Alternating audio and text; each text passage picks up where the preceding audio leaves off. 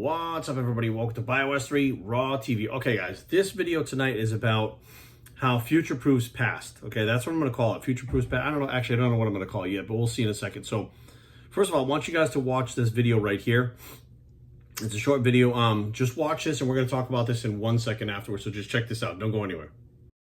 If you're following a symmetrical program, which we'll talk about, and everything is growing well except for your lats, like in Jeff's example, there's probably something off about either the exercises you're choosing, how you're performing them, or your experience of them, or maybe the effort you're putting forth in those exercises that is leading to that shortfall. And adding volume on top of that won't make it better. If you are seeing, like Jeff said, say more trap growth, more lower back contribution, and you start doing more volume with that technique that's not accomplishing what you want, you're probably going to get back pain and big traps and not a whole lot else, right, in that example. So you really need to make sure that before you start considering increasing the training stress on a given muscle group, that you're actually effectively training that muscle group. Okay, what you guys just saw was 3DMJ, and I really like these guys. In fact, matter of fact, Alberto Nunez, I've met a few times. I've talked to him. I really like Alberto. We do get along. We've had our kind of things in the past where I think we didn't see eye to eye on some stuff. And Helms, too, Eric Helms, I think he's a super smart guy. I've been following him for a long time. Ever since I became aware of them back in the day when I started doing YouTube, I wouldn't say I follow them closely, but every once in a while something pops up, and I see Alberto stuff more often than not because I'm super interested in seeing Alberto become the best version of himself that he can be, because he's an amazing bodybuilder. He's a good guy. He's really smart. But I always feel like I haven't seen the best of him yet. Like, you know, he's getting to the age where his muscle's getting mature, and I like to watch that to say, let's see what his final form is, you know, because I think he's going to be amazing when he gets there. Not that he's not amazing now, right? And I do like watching Helm stuff because he's got a lot of stuff that makes sense, a lot of stuff backed on science. And I'm not saying he hasn't done great stuff so far. I'm not saying that whatsoever. But what I'm saying is it's been really cool to watch him over the years as he matures and he's been training longer, that it goes from stuff that he's read into practical application. You see him starting to come around and talk about other things, specifically like this video right now. So when I was first involved in YouTube, I used to talk a lot about failure training. I still believe heavily in failure training, 8 to 12 rep range, hypertrophy range. If you can get your body to fail by about 3 sets, then you don't need to do any more sets, period. If you can get your job done in 5 sets for a chest, you could be out of the gym instead of doing 25. That's just all there is to it. We've seen Dorian Yates prove that, Arthur Jones prove that, Mike Mentzer prove that. We talk about like, hanging up a picture. You can either go bang and kind of tap the nail in, or you can go tap, tap, and bang. As long as that nail goes in once, it's in. Training is the same way. You can either stimulate growth or not stimulate growth, but you can do it very quickly, or you could take your time doing it, right? And my thing was, I was into the fastest gains possible, the most amount of muscle, the fastest way possible, and that was failure training. And back when I was talking about this stuff, you know, most of these guys weren't in it. They were doing push, pull legs. It was a very powerlifting base with a few add-on exercises for ancillary exercises that would be like, you know, just some extra tricep work here, whatever the case be, but it was very focused around the big three, and that was their thing. They had this bodybuilding, powerlifting hybrid program, and, you know, the 3DMJ guys, as well as Lane Norton, would always say the same thing. Well, if you can't really train that hard or get that intensity in, just add more volume. Like, they would say that consistently, just add more volume, add more volume. Well, you're training hard and intense, but you can train half-ass and add more volume, it's still not going to work. Because the intensity still has to be there to be able to push the muscle to that point where it will react and the stimulus will happen in order to get that stimulus to make the muscle grow. You have to recover and then it'll grow, right? And I would argue this with these people, right? Not necessarily 3DMJ, but I would argue with a lot of people because they would say, 3DMJ said this, Lane Norton said that. I'm like, right, but here's the deal. It's not that they're not correct, but you're going to get a totally different effect if you train like this compared to this. Now, when I saw this video pop up, which I think is an advertisement for something that's coming out for them soon, which I'm totally cool with advertising their stuff, that's fine with me. And I'm listening to Eric talk about the fact that if you have a lagging body part, adding more volume isn't necessarily going to work. And that's what I said. I said that years ago, and many of these people scoffed at me. They made fun of me, told me I was the stupid old guy. And I'm like, what are you guys talking about? Like, I know what you're saying in some of these science papers, and it may make sense to you. But the longer that you train, you're going to see what you're saying is not really true. You can add as much volume as you want. Doesn't mean that body part's going to grow. There's a lot of people out there that think, well, my arms are lacking, so if I do arms 3 times a week, they'll grow. Well, if that was true, then number one, Synthol never would have been invented, right? Because you could just train your arms 3 times a week and nobody would be putting Synthol anywhere. You could just pretty much train your arms 3 times a week and they would grow. You could train your calves 3 times a week and they would grow, right? Or let's be real, if you wanted to train every body part every day, right? You weren't training high intensity, but you just did volume every day, and that would work to get your body to grow. You could train every body part every day, 7 days a week, and get all those gains faster than everyone else because you're just getting the volume in, right? So was this breakdown of understanding between volume, intensity, and the effort that goes in. I think a lot of people put intensity and effort together, and they sometimes aren't necessarily the same, right? Now, that being said, talking about what they were talking about in this video, Eric comes out and says, adding volume isn't going to work. You have to look at the fact that maybe you're not training those body parts hard enough. You're not putting the effort into those. So let's say you like training chest, your chest grows quick. You like training delts, your delts grow quick. You like training traps, cool. You don't like training back. It's heavy. It's hard to do. You have a hard time connecting with the muscles, so you can't see them. So therefore, your back is not getting the same effort put into it as all the other body parts. Now, everything being equal, meaning you're training everything very symmetrical wise, as far as very uniform, very routine, as far as every body part's getting trained the same way, same rep range, same style, same effort, whatever the case may be. Maybe that one body part is not getting that type of effort in it, which that makes sense too, which is also a possibility. But I think a lot of people that are competitors, they know their weaknesses, and they're actually trying to push their weaknesses even harder. Like if I knew something was my weakness and I went in the gym, I would find a training partner that didn't have, had legs that were amazing, right? And they were squatting more than I was leg pressing because I had to keep up with them. So I forced myself to push myself harder by training with someone else who already had a good body part, right? And I would do what they did and consistently increase my poundages and my intensity because I had to train just as hard, if not harder than they did, to try to get my legs to catch up, or my back, or whatever. So I would find somebody that was really efficient at training those body parts, that had a really good concept of it, and that could push me at the same time. Somebody that wouldn't let me just get through my sets, right? So I found ways to do that stuff. But then I also realized, again, and this might be something that it wasn't mentioned in the video, and this is why I'm making this video, something that as Eric and Alberto and these other crew there from 3DMJ get older, and I mean, they've been training, I don't mean age-wise, but it's 32 years that I've been training, 28, I competed for those years. You may wind up seeing people that are focusing the effort on the body part, and they're putting the intensity, done everything they can, and the body part still doesn't grow. Because there's also a genetic component in some people, and that part's being left out. So this video is just to clear up the fact that, look, I think he's exactly right, and I've said this from the start. If you train a muscle group hard enough, it will grow. And you can't just do one of these things where you say, well, if you really can't train it like this and train it hard and heavy, just keep adding the volume if you can't do intensity. I said that wouldn't work, and now it's great to see this stuff come full circle, because now these younger guys are actually talking about the stuff that I knew years ago that they thought I was crazy. But now I'm hearing them say it, they're talking about it, they're getting it. And that comes with experience. A lot of times it doesn't come with just reading a book, it comes with experience, right?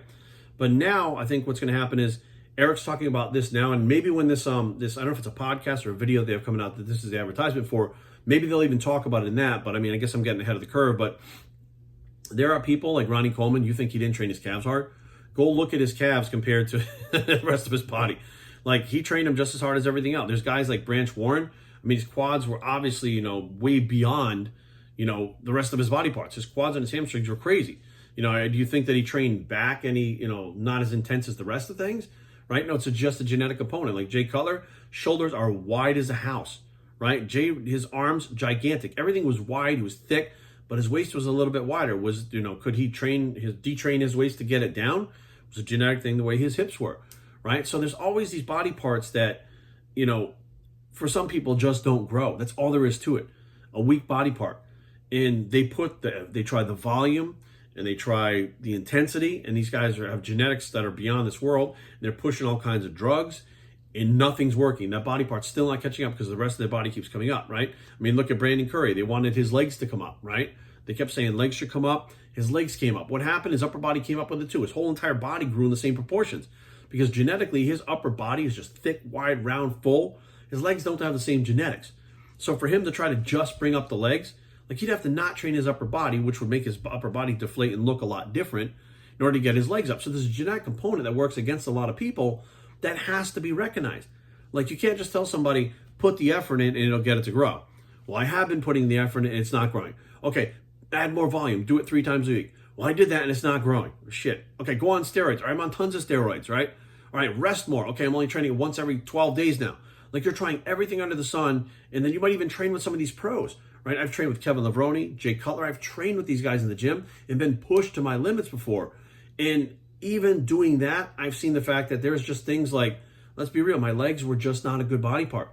It didn't matter. I was training with Lavroni. He was training me into the ground. I was pushing effort. We tried volume. We tried squats, not squats, hack squats, leg presses, leg extensions. We tried combinations of all kinds of things. We tried the 24-hour deja vu workout, which was, we did it like, let's say Saturday night at like 7 p.m. We came back the next day, like Sunday at 4 p.m. and trained the exact same leg workout with the exact same intensity, with the exact same volume, which I don't advise doing because it literally kicked the shit out of me. But the whole point was, it was at the point where papers and science and studies weren't telling us shit. It wasn't telling us what we're doing. And I think 3DMJ is there now and what they're talking about. That, what they're talking about is stuff that Eric Helms has now seen in the gym, right? He's seen with clients, he's seen with himself, things that Alberto has seen and done. Like, they're aware of things happening now that science really doesn't talk about because they don't need to study it. They have no reason to study it whatsoever. And another thing that science doesn't really talk about is the genetic component of how your body develops, right? No matter what I did, it wasn't going to matter. My quads and hamstrings were never going to match my upper body. That's just all there was to it. It was never going to happen. And then, of course, I'm not the only one. Why? How do I know that? Because the product Synthol was created. It was invented, right? Synthol is the oil where when you inject it into a muscle, it kind of encapsulates around the muscle. And this is the theory. I don't know because, again, science would dictate this is or isn't real. There's not a whole lot of science behind it. It's a lot of people talking, but the product works. I used it in the past. You shoot the oil into the muscle, it encapsulates and stays there for a while. What it does is it inflames that muscle and fills it out. And supposedly it stretches the muscle fascia. And over time, because the fascia is stretched out, because that would be the genetic component holding you back, right? My legs technically would have more fascia that was tighter in it as opposed to the rest of my body. So you would inject that and the muscle would swell up, stretch out that fascia, and eventually it would grow with new muscle. Well, inevitably what wound up happening is where you're injecting that stuff, the muscle swells up, the muscle looks like it's grown, it looks like smooth, it looks like all blown out, there's no striations, no hardness to it. And then supposedly you're building muscle inside that, so when the oil dissipates, it's full of muscle. Well, what happens with everybody, including Boston Lloyd, if you watched him towards the end, he deflated. Even the body parts he was shooting deflated. The muscle wasn't built there. It's inflammation and oil encapsulated in there. Eventually your body breaks it down and it shrinks up. So the theory of injecting the Synthol to get the muscle to grow better actually isn't true, right? There's a bunch of scar tissue in there, there's a bunch of oil in there, but the whole point being is that genetic component kept people from growing those body parts. That genetic component, when you're training hard, you're pushing fucking pre-workouts, you're pushing intra-workouts, you're using steroids, you're doing whatever, is still not catching up to the rest of your body, then there is nothing you can do. You rely on the Synthol. And a lot of guys have used Synthol. And then it went out the way where instead of using it to bring up a lagging body part, people are just shooting it all over the place, right? Because they couldn't build, they're just being lazy and they want to fill themselves up with oil and look like they're building muscle. But the whole point being of this whole video is, guys, here's the deal. You've got to put effort into every single set of every single workout that you do, every single rep. It's like building a house or building a wall, right? Every single rep is like a brick in that wall, right? Every single set is like a brick in that wall. Every single meal is a brick in that wall, right? When you're skipping meals, skipping reps, skipping workouts, there's a hole in the wall. You can go back later and try to fill it up, but it's not the same thing. It'll take you longer because you're going to go back and redo your work again, right? So if you're not training as hard as you can every workout, the results are not going to come. And if you're spending a lot of time because the beach muscles like chest and biceps, right? And you're killing it. You're doing bench presses. You're training so hard because you want to get a 315 bench press or whatever, right? Or you're trying to curl the 50s because, like you saw, Chris Bumstead curling them or something. You're really getting after those exercises, but you're not really doing the same thing with triceps. Not really doing the same thing with shoulders, not the same thing with lats, the rest of your body. You think, well, I have these two really good body parts. The rest of my body just doesn't grow like that. Take some time and put the effort into those body parts first. I mean, literally hit those body parts like you are hitting the other body parts that are growing for you. Give it a good 3 to 6 months to see. I mean, you're going to learn pretty quick within a month whether or not it's working because you're going to feel that stuff working. You're going to see the muscle starting to grow. Shirts will feel a little tighter, et cetera, et cetera. But give it a good 3 to 6 months. If you're hammering those body parts 3 to 6 months and it's still not happening, then more than likely that's a genetic thing for you. And I doubt like somebody would just have a chest and no biceps and nothing else. But the point being, if you're hammering those body parts, right, and those body parts aren't growing, you could try adding some volume. And I don't mean going from Monday on biceps to like Monday, Wednesday, Friday. I mean like Monday on biceps to maybe Monday and Wednesday, right? So maybe you're doing like, 10 sets on Monday, maybe 5 sets to failure on Wednesday, and give that a couple of months and see if that's going to help. If that's not working, maybe you want to go more sets. It just depends on the person. Some people can handle a lot of sets, some people can't. But inevitably, someplace there's going to be too much. At some point, there's going to be too much, right? And that's a point where you go, well, the volume is not working. So we got to go back to square one. We got the intensity. We tried the volume. Now what? There must be some kind of genetic component that is not allowing this to happen. And that's something that even the top pros, there's been pros for years that have had a body part that wasn't up to par, have had something that just didn't look right, or, just it threw their physique off, and they trained the hell out of it. And eventually it never grew. And there's plenty of guys that got wide lats, thick lats, but maybe arms not that big, right? There's plenty of guys like Branch Warren who were very bottom heavy. And even when you looked at him on stage, as thick as he was on the upper body and his arms and stuff, his arms never really matched the rest of his physique, right? There's always body parts that didn't match, and that's okay. That's life. Nobody's perfect. But the whole point of trying to sit there and say, back in the day, like, well, if you can't really train them hard and train to failure and you can't really do that, then just add volume. Just get it through volume. I literally heard people say that over and over again. I'm like, are you guys serious? Like, you guys can't be serious. Like, you literally think just training it more would make the body part grow. Then why are you stop doing what you're doing and train every body part every day? Why don't you try that? I'll tell you that's stupid. Why is it stupid? Because what you're saying, if that works like that, then that would work too, right?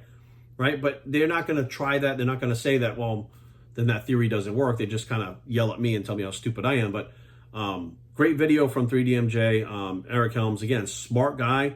And I think that the older he gets and the longer that he trains, the more he's going to realize a lot of things, science-wise will take you this far with a lot of those things. And then there's this point where there just isn't, there's like a gap that's not filled in. And that gap is where bro science comes in. And I know a lot of these science guys don't like bro science, but they're going to get to a point in their training. They're going to get to a point in their training, if they train long enough, the 20, 30 years, that there's going to be this area where they're going to be confused about, right? And be like, why? I don't understand. All the science says this, all the papers say this, all the data says this, but there's this other phenomenon happening. And that's when it goes from being very scientific to very artsy, art form. Training becomes an art form, becomes an art, where you go in there and you have to start to figure out on your own and create these ways on your own to try to do it. And everybody out there who's been training long enough has done that. They have weird exercises that other people don't know what the hell they're doing. I get it. But at the same time, when you see somebody getting progress from exercises, you see them doing something and they're getting better, like, how can you possibly argue with that, right? Just because there's not a paper there and there's not a scientific data to back it up, how can you argue with the person that's getting the results? Doing all of what we're doing is not about playing by the rules. It's not about going through a checklist and doing things every day. It's about getting results, right? So if you go through and you're getting the results, it doesn't matter whether there's a paper, whether there's data, whether you've understood it, whether you've heard it. It doesn't matter. What matters is it gets you to the point where you're trying to get at. And now these younger guys are getting to that point. They're past the point of where they were really, really just learning and just trying to soak up all this information. They were looking for science. Now they're getting to the point where they're like, okay, this is me and I need to create something new. And I'm understanding what I'm seeing is not what these papers are telling me about. So let's figure this out. And they're figuring it out. So props to you guys for all the new information that's coming out. You guys check out their, I don't know if that video is coming out in August or whatever it is, but check out 3DMJ, Alberto and Eric and the rest of the crew. See what they're doing. Thank you guys for listening. I'm Bios3 and I approve this message and we are out.